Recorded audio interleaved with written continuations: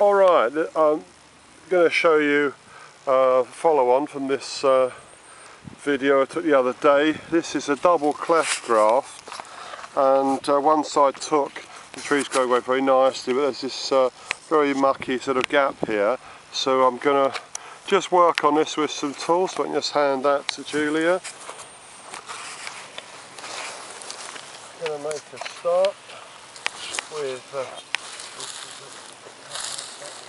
a start with the good old silky fox, but I want to be careful. Those of you who've seen me use this before, you know I can very easily go straight through that in one go. I could probably go straight through this in two.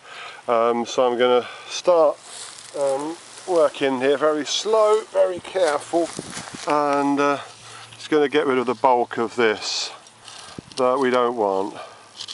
How can I do this safely? I'd cut towards the tree, I think, rather than towards your hand.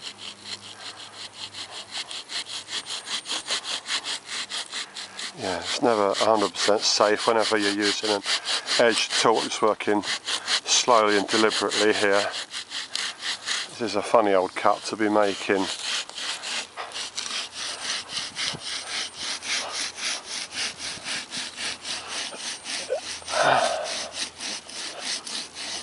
Because if you leave that big gap, it's somewhere that insects There was a moth. full of muck. There was a moth in there yesterday. And it Well, can that's get taken infected. some of it out. That'll make it a little easier to do this bit. And that looks very drastic, as though you're leaving a big wound.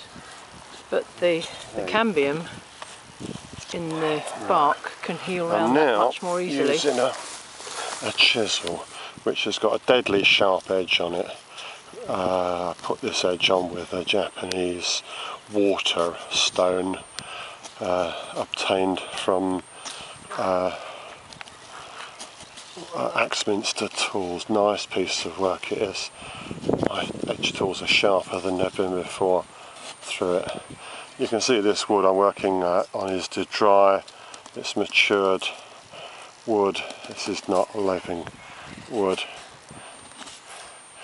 Danger here is, you know, if I let this go, I could easily jab it into the tree. There's a little bit of live wood there, can you see? That's just back to live wood now. The idea basically is to get rid of as much dead wood and then seal the whole thing up, and hopefully it'll heal over.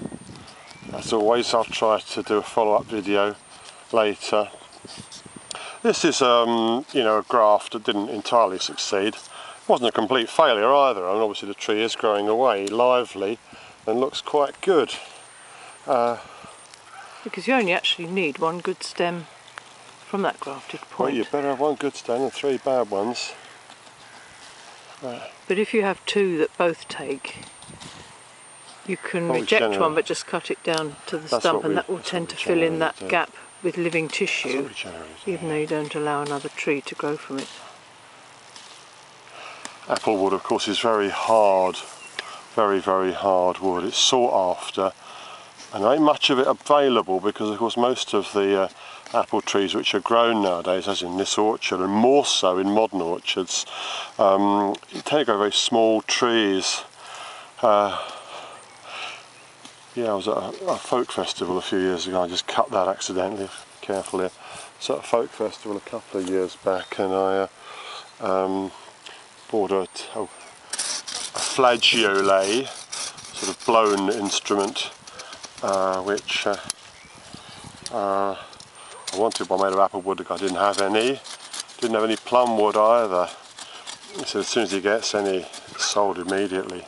I bought one from some African wood. Sounds nice. Yeah, that's made a reasonable good go back there. So the cambium has only got to cover a much smaller area because you've cut those shoulders of wood off. If you left them, the cambium would have to go up and over them. It's going to be easier. To seal.